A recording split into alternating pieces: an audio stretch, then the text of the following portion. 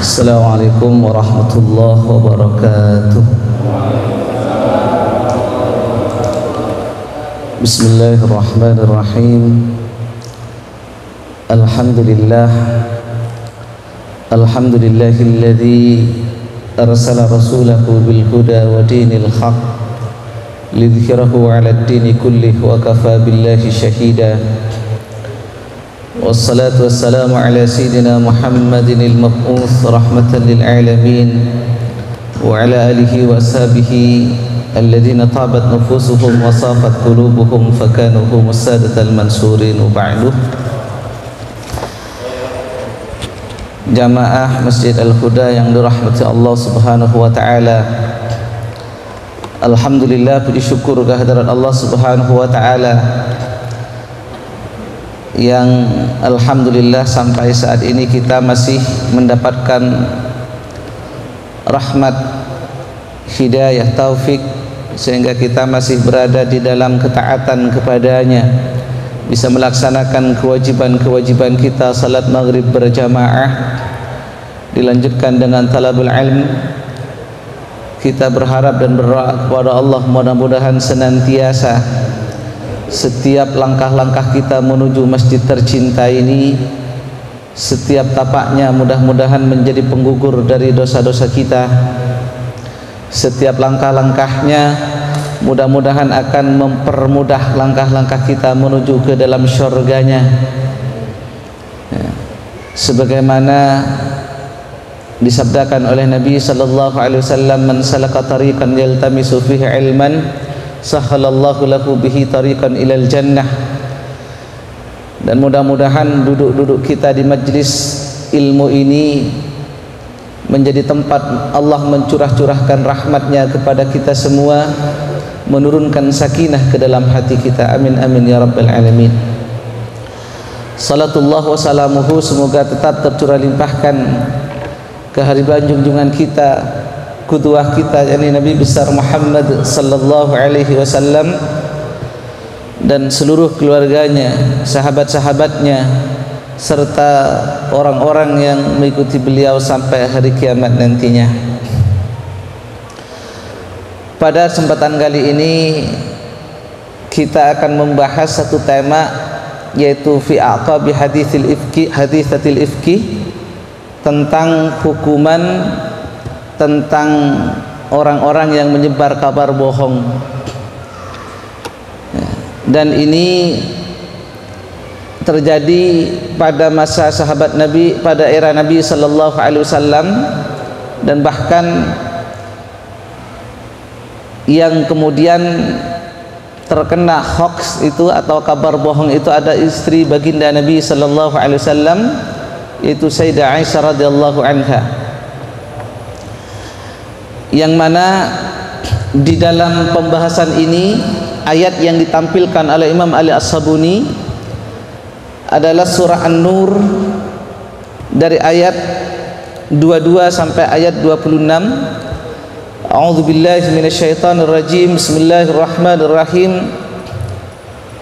Wala ya'tali ulul fadli minkum was-sa'ati ayyutu ulil kurba wal masakina wal muhajirina fi sabilillah wal ya'fu wal yasfahu ala tuhibbuna ay yaghfirallahu lakum wallahu ghafurur rahim.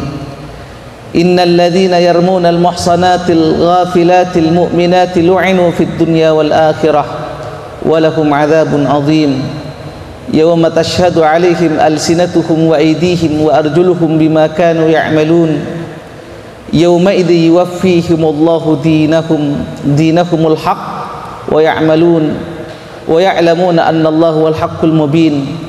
Al khabithatu lil khabithina wal khabithuna lil khabithat wat tayyibuna lit tayyibat ulaika mubarrauna mimma yaqulun lahum maghfiratun wa rizqun karim. Wala ya'til ulul fadli minkum, dan janganlah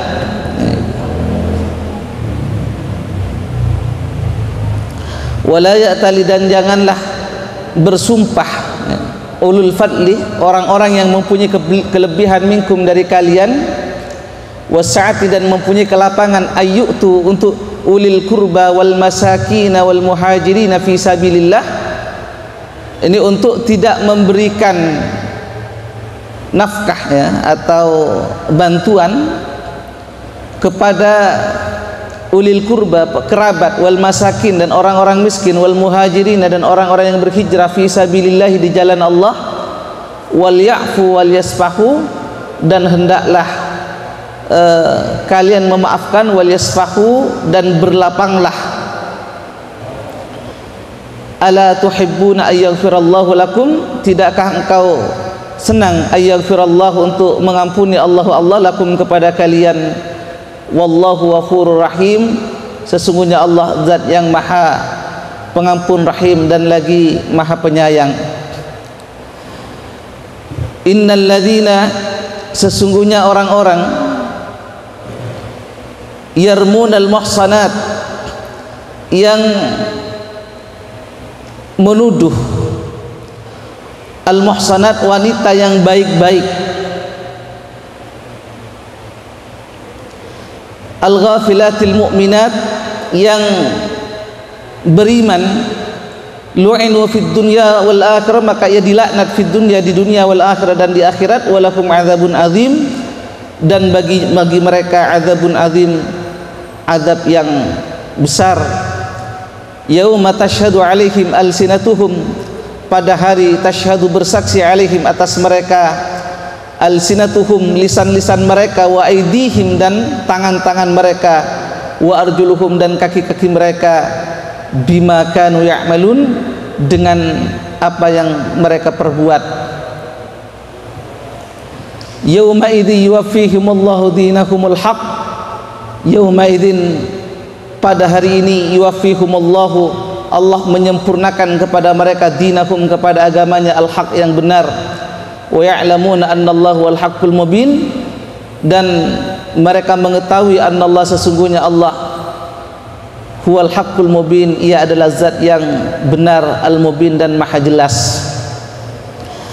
Nah, ayat ini asbabun nuzulnya, di sini ada beberapa hadis yang ditampilkan tentang asbabun nuzul ayat ini.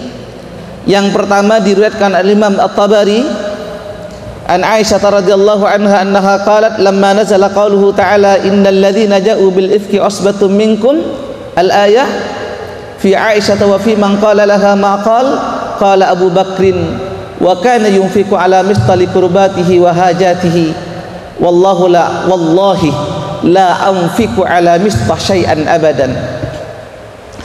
Jadi ayat ini tadi berkaitan dengan satu peristiwa tentang kabar bohong yang menimpa Sayyidah Aisyah radhiyallahu anha, yang mana dalam peristiwa perang Banul Mustalik ya, ketika Rasulullah sallallahu alaihi wasallam pulang dari perang Banul Mustalik itu, kemudian yang menyertai Nabi ketika itu kan dua istri beliau, yaitu yang pertama Sayyidah Aisyah radhiyallahu anha dan yang kedua Ummu Salamah.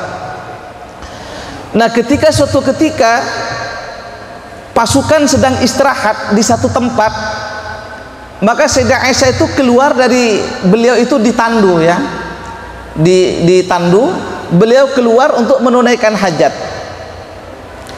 Nah, setelah selesai menunaikan hajat, beliau kembali lagi ke tempat beliau ditandu itu, dan ternyata beliau merasa ada sesuatu yang hilang, terjatuh, itu kalung beliau. Maka beliau kembali lagi untuk mencari kalung tersebut, dan itu tidak diketahui oleh para sahabat yang bertugas untuk membawa beliau dalam tandu itu, bahwa beliau keluar kembali untuk mencari kalung yang hilang tersebut.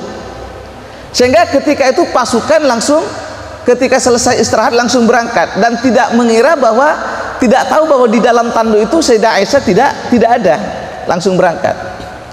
Maka ketika Sayyidah Aisyah sudah menemukan kalung yang dicari, beliau kembali ke tempat semula, itu pasukan ternyata sudah berangkat. Dan beliau itu ketika itu sangat merasakan amat sangat capek ya, sehingga kemudian tertidur di pinggir jalan katakanlah. Kemudian ada sahabat yang kemudian juga tertinggal di belakang itu, yaitu Safwan bin Mu'attal, yang kemudian juga mencari barang-barang yang hilang, barang-barangnya yang hilang, sehingga dia tertinggal dari pasukan. Maka ketika ia sampai di tempat yang di situ ada Sayyidah Aisyah ternyata sedang tertidur, beliau itu kaget banget gitu. Dan kaget banget, dan kemudian apa yang beliau lakukan? Beliau itu menderungkan untanya untuk kemudian diderungkan, dan beliau menyikir jauh ya dari Sayyidah Aisyah radhiyallahu anha, dan mempersilahkan beliau itu untuk naik. Mistah itu bukan Mistah ya, Safwan bin Mu'attal itu untuk mengambil gagang untanya itu jalannya sambil mundur, gak sama sekali melihat Sayyidah Aisyah radhiyallahu anha.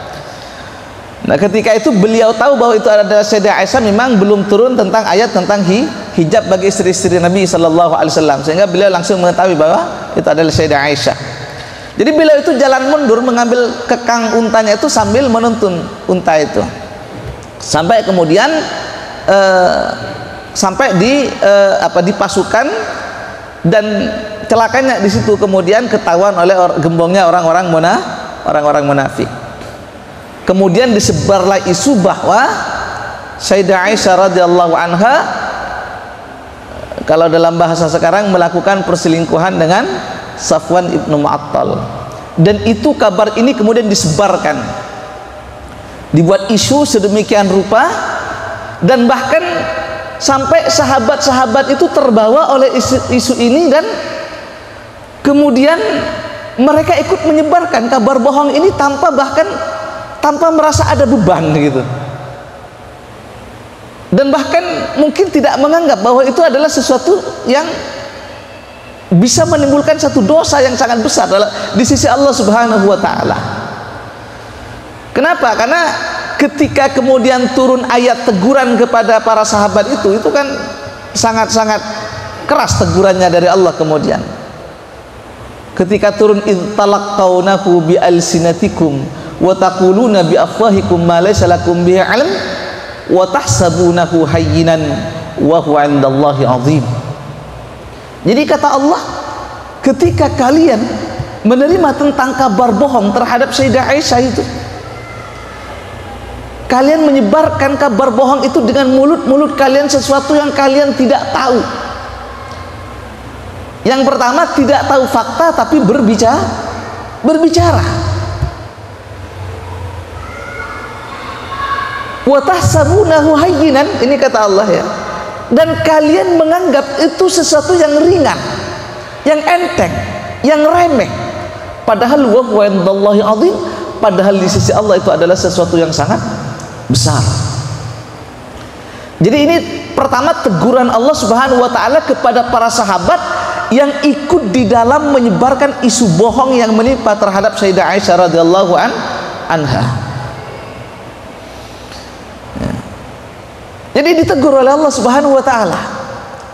Dari sini kita belajar bahwa jangan pernah kita menyepelekan satu dosa. Walaupun mungkin dosa itu bahkan mungkin kita anggap sebagai dosa kecil ya. Karena kita tidak tahu di mana letak kemurkaan Allah Subhanahu wa taala kepada kita itu, kata para ulama. Rubama takunu ghadbullah fi tilkas sighar.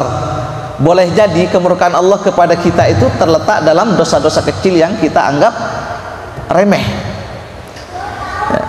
Maka ketika kemudian turun ayat sebagaimana riwayat Sayyidah Aisyah radhiyallahu anha di sini, innal ladzina ja'u bil ifki usbatum minkum, yang mana ayat ini kemudian membebaskan Sayyidah Aisyah dari tuduhan perselingkuhan itu, karena sepulang dari perang Banul Mustalik itu Sayyidah Aisyah itu jatuh sakit sampai 1 bulan, dan beliau tidak mengetahui tentang isu yang beredar tentang perselingkuhan beliau itu.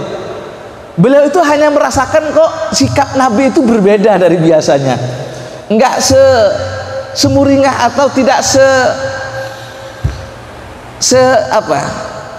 nyapanya itu kadang hanya nengok Sayyidah Aisyah, nanya kabar, setelah itu pergi gitu. Sehingga juga Sayyidah Aisyah itu mungkin sudah sedikit-sedikit merasa, sehingga ketika beliau sudah mengetahui tentang kabar itu, maka tambah tambah parah sakit beliau itu, dan kemudian beliau meminta untuk dirawat di rumah orang tuanya, itu di rumah Sidina Abu Bakar radhiyallahu anhu. Ya. Maka ketika kemudian turun ayat ini tentang pembebasan beliau dari segala tuduhan, maka Abu Bakar ketika itu kemudian bersumpah terhadap seseorang yang selama ini beliau bantu. Siapa? Sepupunya sendiri, yaitu Mistah bin Usasah.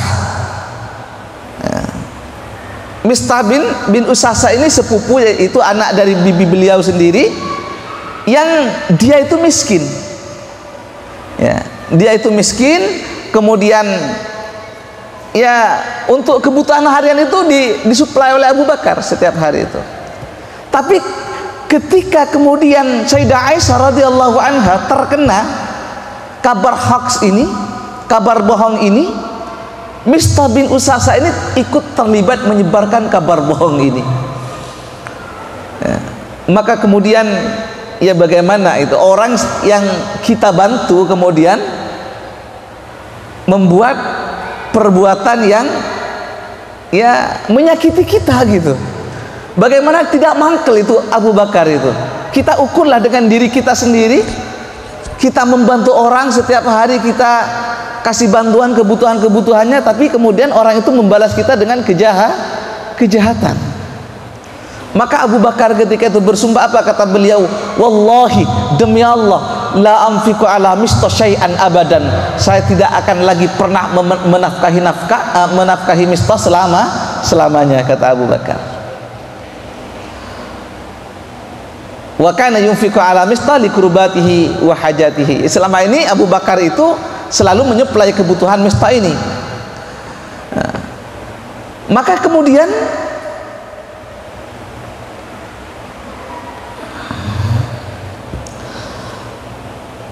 ba'dal wa adkhal 'alaiha ma adkhal qalat fa anzalallahu fi dzalika. Maka Sayyidah Aisyah berkata, maka kemudian turun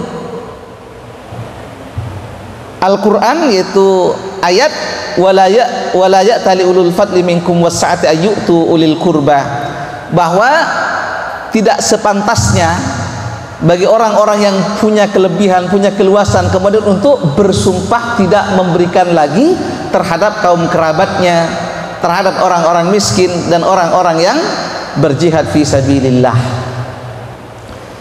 Dan di dalam ayat ini yang dimaksud ulul kurba ya, wal masakin di situ adalah Mistah ya. Para ulama di sini mengatakan bahwa yang dimaksud dengan ulul kurba wal masakin wal muhajirin fi sabilillah yaitu Mistah. Kenapa? Li'annahu kana qariban li Abi Bakrin wa kana minal masakin wal muhajirin al badriyin. Jadi dia itu termasuk kerabat Abu Bakar, termasuk miskin, dan termasuk orang-orang yang berhijrah, dan juga termasuk orang-orang yang berperang di dalam perang Badar. Dan di sini Allah Subhanahu wa taala memberikan teguran kepada Abu Bakar. Ya.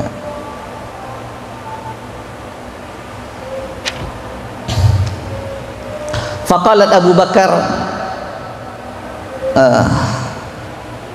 qalat, maka berkata Sayyidah Aisyah radhiyallahu anha, faqala Abu Bakrin, maka berkata kemudian Abu Bakar ketika kemudian merespon ayat ini, wallahi inni la uhibbu ay yaghfirallahu li farajja ila Mistah nafaqatuhu allati kana yunfiqu alaihi wa qala wallahu la anza'uha minku abadan. Jadi ketika turun ayat ini kemudian Abu Bakar kemudian mengatakan, demi Allah saya lebih mencintai untuk diampuni oleh Allah Subhanahu wa ta'ala. Maka kemudian beliau langsung memberikan kembali nafkahnya kepada Mistah itu. Apa yang kita bisa ambil pelajaran dari ayat ini ya, sebelum kita masuk ke dalam ahkam asy-syar'iyyahnya nantinya?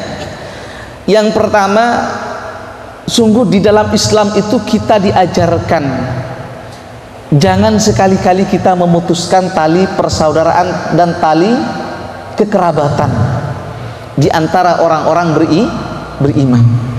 Toh walaupun mungkin saudara kita itu punya salah dengan kita, toh mungkin saudara kita itu menyakiti kita, maka sikap terbaik yang diajarkan oleh Allah Subhanahu wa taala kepada kita apa? Wal ya'fu wal yasfahu. Berilah dia maaf dan berlapang dadalah kita atas kesalahan-kesalahannya. Itu sikap terbaik yang diajarkan oleh Allah Subhanahu wa taala kepada kita ketika kita mendapati saudara-saudara kita yang menyakiti kita, yang punya salah dengan kita. Ya. Bahwa jangan sampai kemudian kita memutus tali persaudaraan. Dan bahkan kita tahu juga di dalam ayat yang lain, misalnya yang berbicara dalam konteks hubungan persaudaraan ini, ketika terjadi konflik antara Qabil dengan Habil di dalam Al-Quran itu, ya, dimana ketika keduanya diperintahkan untuk berkurban oleh Allah, watlu alaihim naba bnai adam bil haqq id qarraba qurbanan fatukubbila min ahadihima wa lam yutaqabbal min al-akhar, maka qala la aktulanna. Jadi ketika kedua anak Nabiullah Adam ini diperintahkan untuk berkurban, dan kemudian Allah menerima salah satu dari kurban keduanya, di mana yang diterima adalah kurbannya Habil, kurbannya Qabil ditolak. Karena mendapati hal yang demikian, timbul iri dan dengki dalam hati Qabil itu kepada saudaranya ini, dan kemudian dalam puncak kemarahannya ia mengatakan la aktulannak, akan saya bunuh engkau. Kata para ulama ketika menanggapi ayat ini, ternyata terkadang hal-hal yang bisa menimbulkan keretakan atau potensi permusuhan di antara kita itu bukan hanya semata-mata soal persoalan dunia saja, tapi bahkan dalam hal-hal yang dalam masalah-masalah kebaikan, dalam masalah-masalah ibadah, itu juga ternyata bisa menimbulkan sesuatu yang menimbulkan iri dengki kepada saudara-saudara kita seiman. Contohnya di dalam ayat ini. Tapi coba kita lihat bagaimana kemudian Habil di dalam merespon tindakan saudaranya ini, yang dia mengancam hendak membunuhnya. Bahkan yang pertama, Habil memberikan nasihat terbaiknya. Ia merespon yang pertama, qala innallaha innama yataqabbalullahu minal muttaqin, bahwasanya Allah menerima kurban itu hanyalah dari orang-orang yang bertakwa. Jadi Habil sama sekali kemudian tidak merespon negatif terhadap apa yang dilakukan oleh Qabil saudaranya yang mengancam hendak membunuhnya ini, tapi beliau masih memberikan nasihat terbaiknya. Allah itu hanya menerima kurban dari orang-orang bertakwa. Kalau kurbanmu ditolak, seharusnya engkau introspeksi diri. Jangan-jangan motivasi kurbanmu bukan untuk Allah Subhanahu wa ta'ala. Dan yang kedua ini, respon beliau itu bahkan la in basatta ilayya yadaka litaktulani ma ana bibasiti yadi liaktulak inni akhafullaha rabbal alamin. Dan bahkan jika engkau hendak menjulurkan tanganmu kepadaku untuk membunuhku, maka sekali-kali aku tidak akan pernah menjulurkan tanganku kepadamu untuk membunuhmu. Inni akhafullaha rabbal alamin, sesungguhnya aku takut kepada Allah Tuhan semesta alam. Jadi begitulah kita diajarkan oleh Allah Subhanahu wa taala dalam Al-Qur'an itu. Jadi di sini Habil menegaskan yang pertama, setelah beliau memberikan nasihat, beliau menegaskan bahwa tidak akan membalas kezaliman saudaranya dengan kezaliman pula, tidak akan membalas kejahatan saudaranya dengan kejahatan pula.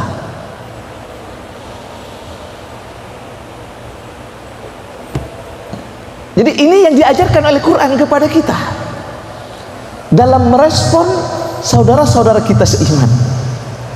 Kenapa demikian? Karena masalah ukhuwah Islamiyah ini adalah sesuatu yang sangat penting sekali. Dan bahkan kalau kita mempelajari sejarah itu, ya mulai dari sejak zaman Nabi Sallallahu Alaihi Wasallam sampai kepada kita hari ini, hampir yang menjadi penyebab utama runtuhnya peradaban Islam itu ketika kemudian terjadi perselisihan di antara mereka, terutama ketika para pemangku-pemangku kebijakan, orang-orang yang berkuasa saling berebut kekuasaan di situ, saling bermusuhan, saling menjatuhkan. Maka kalau kita baca di dalam surah Al-Hujurat itu tentang persaudaraan itu, innamal mu'minuna ikhwatun fa aslihu baina akhawaykum wattaqullaha la'allakum turhamun. Bahkan di situ ditutup oleh Allah, wattaqullaha la'allakum turhamun. Bertakwalah kalian kepada Allah itu di dalam membangun hubungan persaudaraan itu agar kalian mendapatkan rahmat. Artinya salah satu jalan yang bisa membuka pintu rahmat dan kasih sayang Allah kepada kita itu diantaranya adalah kita dengan memperbaiki hubungan persaudaraan kita di antara orang-orang beriman, ya, di antara orang-orang beriman. Jadi segala bentuk apapun yang kita lakukan untuk mengokohkan ukhuwah Islamiyah kita itu, insya Allah di situ ada keberkahan, ada rahmat Allah yang insya Allah turun kepada kita. Maka sambung tali persaudaraan di antara kita itu, kita sambung. Jangan malah terputus. Jangan karena kita disakiti, jangan mungkin ada ketersinggungan. Ini terkadang yang bisa menjadikan kita itu terputus hubungan persaudaraan kita itu. Bahkan Abu Bakar saja bisa dibayangkan ini apa yang dilakukan oleh Abu Bakar, melakukan kebaikan kepada seseorang, menjamin kehidupan seseorang, tapi orang yang kita tolong kemudian menikam kita dari belakang. Ketika Abu Bakar bersumpah, demi Allah saya tidak akan lagi memberikan bantuan kepada dia, ditegur sama Allah langsung. Tidak pantas bagi orang yang punya kelebihan kemudian bersumpah untuk tidak memberikan nafkah kepada keluarganya, kepada orang-orang yang berhijrah, berjihad di jalan Allah. Itu maksudnya miftah di situ. Maka dari itu Allah Subhanahu wa taala meletakkan standar kesempurnaan iman seseorang itu di dalam bagaimana dia di dalam membangun hubungan persaudaraan di antara sesama. Makanya kita dapati di dalam hadis-hadis itu, la yu'minu ahadukum hatta yuhibba li akhihi ma yuhibbu li nafsihi. Tidak sempurna, tidak beriman seseorang sampai ia mencintai saudaranya sebagaimana ia mencintai dirinya sendiri, ya. Jadi itulah kita diperintahkan di dalam Al-Quran itu, bagaimana kita untuk menjaga tali persaudaraan kita. Bahkan di dalam ayat Al-Hujurat itu, innamal mu'minuna ikhwatun, di situ Allah memakai kalimat innama, bahkan gitu. Kalau kita belajar gramatikal bahasa Arab itu, innama ini kan dikenal sebagai adatul hasr. Apa adatul hasr itu? Satu kalimat yang didatangkan untuk menjitukan satu maksud dan meniadakan maksud-maksud yang lain. Seakan-akan Allah ingin menegaskan bahwa hakikat persaudaraan itu sesungguhnya hanyalah berada di antara orang-orang beriman. Artinya persaudaraan yang tanpa diikat oleh iman itu sesungguhnya bukan saudara. Bahkan walaupun diikat oleh ikatan darah sekalipun. Makanya dalam konsepsi fikih itu, walaupun orang itu anak dengan bapak, tapi ketika berbeda keyakinan maka terputus hubungan nasabnya. Terputus, tidak bisa saling mewarisi, tidak bisa menjadi wali dan sebagainya. Dan bahkan di dalam ayat ini Allah menggunakan diksi ikhwatun. Ikhwatun itu kalau dalam bahasa Arab sebenarnya kan dipakai untuk saudara yang ikatan darah gitu kan. Kalau saudara sesama Islam itu biasanya menggunakan ikhwanul muslimin, persaudaraan di antara orang-orang beriman. Tapi di dalam ayat ini Allah menggunakan diksi persaudaraan di antara orang-orang beriman itu seperti ikhwatun, seperti persaudaraan yang diikat oleh ikatan darah. Maka ketika kita mendapati saudara-saudara kita yang saling bermusuhan, yang renggang hubungannya, maka tugas kita fa aslihu baina akhaikum, damaikanlah di antara mereka itu. dan wattaqullah, dan bertakwalah kepada Allah. Ai di dalam membangun hubungan persaudaraan itu. Artinya apa? Sebuah hal-hal yang kita lakukan di dalam membangun hubungan persaudaraan itu semuanya harus didasarkan atas dasar ketakwaan kepada Allah Subhanahu wa ta'ala. Bukan karena kita terjebak dalam hukum sosial. Nah, seperti Abu Bakar tadi kan, awalnya dia terjebak dalam hukum sosial. Dia berbuat baik kepada Mistah. Ketika Mistah menikam dari belakang, ternyata memfitnah anaknya, maka beliau bersumpah untuk tidak lagi berbuat baik kepada Mistah. Itu namanya kita terjebak hukum sosial. Kita mau berbuat baik kepada orang kalau orang berbuat baik kepada kita. Berarti hubungan baik kita dengan orang itu dasarnya bukan lillah kalau seperti itu.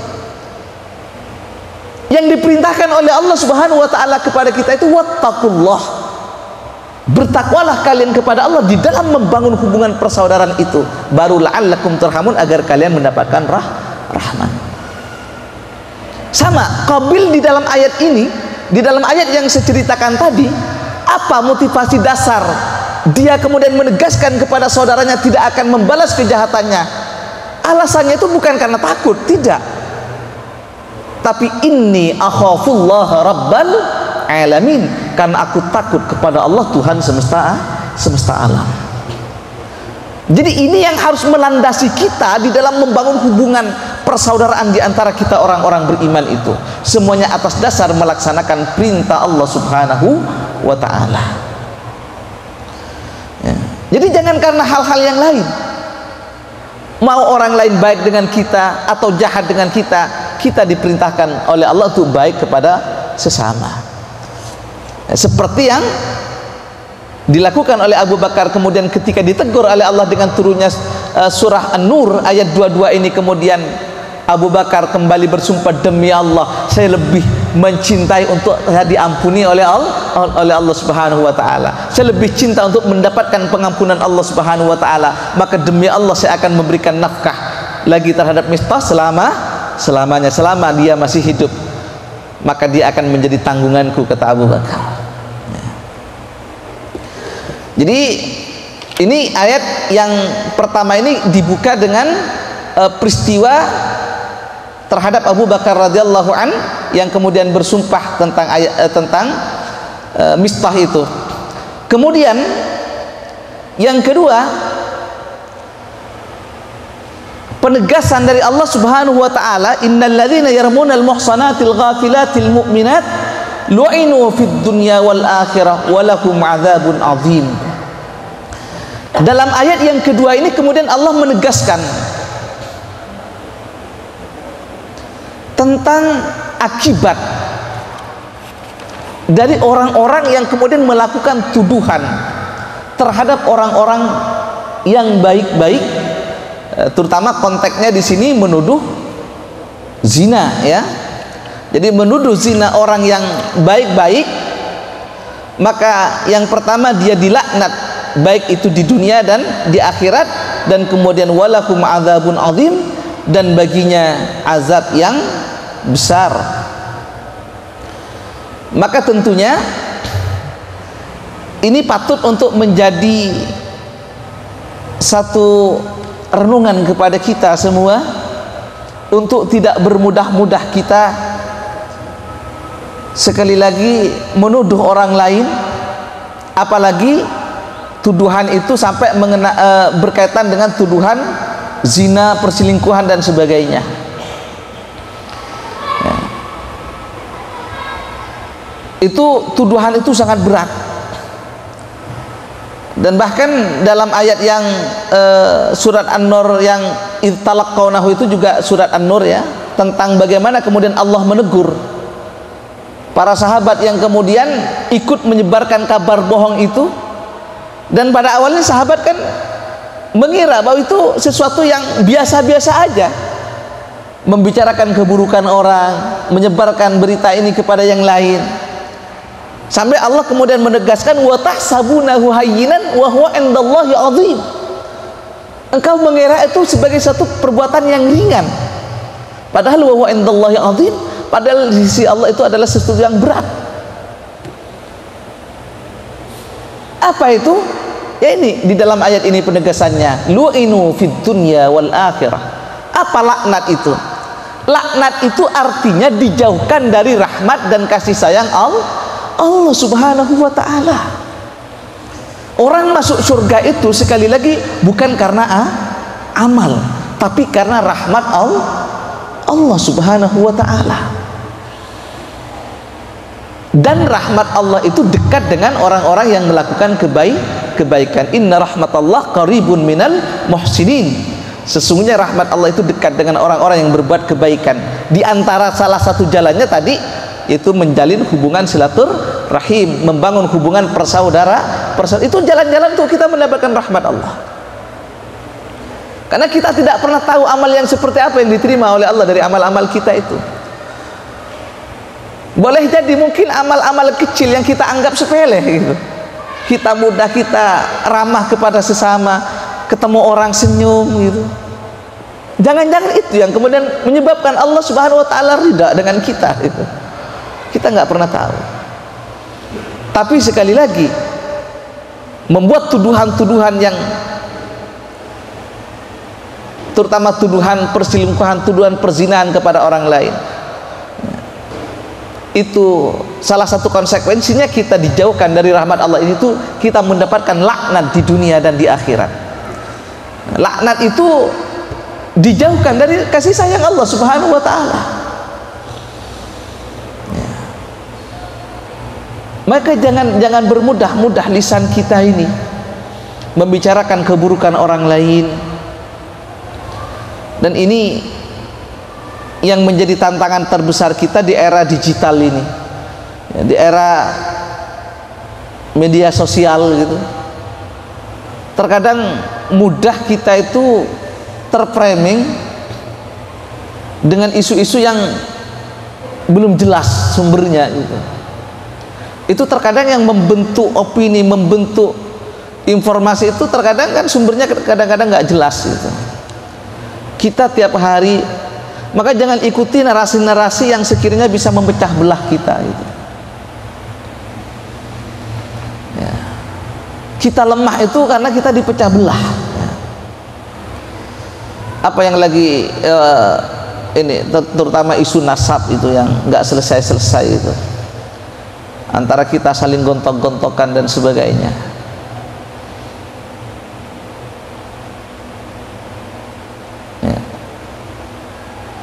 Jadi kalau kita kembali kepada Quran, kembali kepada nasihat-nasihat Rabbani, kepada saudara-saudara kita seiman itu, kita harus punya kasih sayang, mencintai terhadap mereka itu seperti kita mencintai diri kita sendiri, menginginkan terhadap mereka itu seperti apa yang kita inginkan terhadap diri kita sendiri. Kalau kita sudah bisa seperti itu letak standar kesempurnaan iman kita itu terletak di situ. Cuman berat terkadang, apalagi mungkin terhadap orang yang beda kelompok gitu. Sekarang Indonesia itu ribut kan soal-soal yang nggak jelas itu. Apa yang terbaru itu isu tentang ijazah palsu itu, saling lapor gitu dan sebagainya.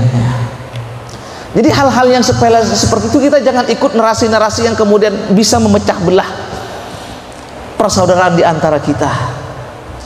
Coba kalau kita saling bergandengan tangan, sungguh situasi saat ini kita sedang tidak baik-baik saja. Kalau kita tambah bertikai, tambah kemudian bertengkar tidak selesai-selesai, apalagi menghadapi ketidakpastian ekonomi global. Sementara kita sibuk bertikai, maka inilah saat-saat kita di mana kita harus saling mengokohkan diri, menguatkan diri, bergandengan tangan. Ya. Kita khawatir banget bangsa ini akan jadi hancur lebur gitu. Kenapa? Karena tanda-tanda itu juga ada dalam diri kita ini. Ya. Elitnya yang serakah gitu. Nah, korupsi sekarang itu bukan hanya miliaran, tapi sudah triliunan gitu. Dan selalu peradaban Islam itu kalau kita belajar sejarah, di antara yang bisa merobohkan itu di antaranya ketika pertikaian di antar sesama, permusuhan di antaranya sudah sampai pada puncaknya, dan yang kedua ya ketika dunia melalaikan mereka. Maka ketika banyak pejabat-pejabat kita yang tidak amanah, yang korupsi, kita khawatir banget, jangan-jangan ini adalah tanda-tanda kehancuran kita. Maka mari kita jadi orang yang kemudian bisa menjadi perekat ya. Di antaranya ya jangan bermudah-mudah kita menuduh orang lain ya. Bahkan kita kata para ulama, bahkan ketika kita melihat saudara-saudara kita yang bahkan dalam penglihatan mata kita itu sudah jelas-jelas salah, masih kita diperintahkan untuk mencari sekitar 70 alasan untuk kita tidak bersuudzon kepada mereka ya. Jadi ini ancaman Allah ini tidak main-main. Laknat itu tidak mendapatkan kasih sayang Allah baik di dunia maupun di akhirat. Dan yang kedua, ancaman siksa, walakum adzabun adzim, siksa yang besar.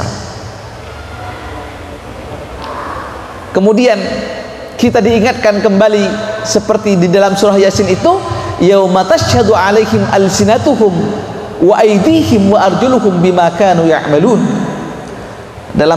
Kalau dalam surah Yasin itu redaksinya al yauma nakhtimu ala afwahihim wa tukallimuna aydihim wa tashhadu arjuluhum bima kanu yaksibun. Konteksnya ayat ini sama. Jadi kita diingatkan oleh Allah, ingatlah kita pada hari ketika kemudian mulut-mulut kita dikunci oleh Allah Subhanahu wa taala, di mana yang berbicara adalah tangan-tangan kita, kaki yang menjadi saksi dari apa yang kita lakukan. Ingatlah ketika kita akan menghadapi yaumul hisab, tidak ada satupun dari amal-amal kita yang tidak dihisab oleh Allah Subhanahu wa taala nantinya. Dan bahkan segala bentuk kenikmatan yang diberikan Allah itu juga akan ditanya. Wala tus'alunna yauma idzin 'anin na'im. Maka jangan sekali lagi mudah lisan kita ini mengeluarkan kata-kata tuduhan atau menyebarkan berita-berita hoax, berita-berita bohong, apalagi itu kemudian dikonsumsi oleh semua orang. Dan bahkan ketika kemudian kabar bohong ini menyebabkan keretakan, permusuhan, pertikaian di antara sesama orang-orang beriman, maka kita diingatkan oleh Allah, yauma tashhadu alaihim alsinatuhum, ingatlah di hari ketika kemudian tangan kalian, kaki kalian nanti kelak di akhirat akan menjadi saksi bagi kalian terhadap apa yang kalian lakukan. Jadi kalau di dalam Islam itu nanti apa hukumannya, ini yang dibahas nanti di dalam hukum-hukum syariatnya. Di dalam ahkamu syariahnya ini banyak sekali ya.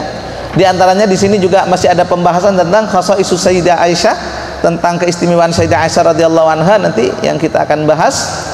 Terus di antara ahkam syariahnya juga hal yuhbatul amalus salih birtikabil ma'asi ya, apakah kemudian gugur amal saleh itu dengan melakukan perbuatan maksiat. Nah, ini penting sekali untuk kita bahas. Kenapa? Karena terkadang banyak orang ekstrim itu seperti Mu'tazilah itu mengkafirkan pelaku dosa besar bahkan gitu. Bahkan terkadang ada yang menghalalkan darah saudaranya seperti ISIS dan sebagainya. Ini dari keliru pemahaman di situ. Nah, di sini kita perlu sekali memahami tentang hal yuhbatul amalus salih birtikabil ma'asi. Ada di antaranya nanti juga yang akan kita bahas, halil afwi anil masi wajibun alal insan ya. Apakah memberikan maaf itu adalah sesuatu kewajiban bagi seorang manusia ya, memberikan maaf terhadap pelaku keburukan ya. Apakah satu kewajiban gitu? Artinya kalau kita tidak memaafkan seperti apa konsekuensinya gitu. Kalau Abu Bakar tadi ketika ditegur oleh Allah langsung, inni la hubbu ayyaghfirallahu bi, saya lebih mencintai kalau aku diampuni oleh Allah, itu kan, itu sikap Abu Bakar. Tapi bagaimana secara hukumnya di sini nanti akan dibahas. Terus selanjutnya dalam ayat ini terkandung satu hukum, hal tajibul kafaratu ala man hanatha fi yaminihi. Apakah nanti ada kewajiban untuk membayar kafarat dari sumpah yang terucap, seperti Abu Bakar kan sudah bersumpah untuk tidak memberikan nafkah kepada Mistah. Nah, ketika dia sudah kembali memberikan itu, apakah kemudian melanggar sumpahnya? Padahal sumpahnya untuk tidak memberikan nafkah. Nah, ketika dia memberikan nafkah, melakukan kebaikan lagi itu, apakah kemudian sumpahnya harus dibayar? Itu nanti juga ada pembahasan di situ. Terus selanjutnya ini masih banyak ya.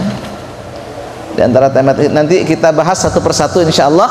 Mudah-mudahan kita masih diberi waktu, usia yang panjang oleh Allah ya, untuk kemudian untuk bisa mengkaji ayat-ayat Al-Quran ini, dan kita mengeluarkan saripati dari pemahaman ayat per ayat yang dilakukan oleh para ulama ini. Baik, untuk saat ini kita cukupkan naktafi darasatina hadza walhamdulillah wa la ilaha illa hadhihi dirasana fi amlana waffaqanallahu lima yuhibbu yarda wa akhiran minni assalamu alaikum warahmatullahi wabarakatuh.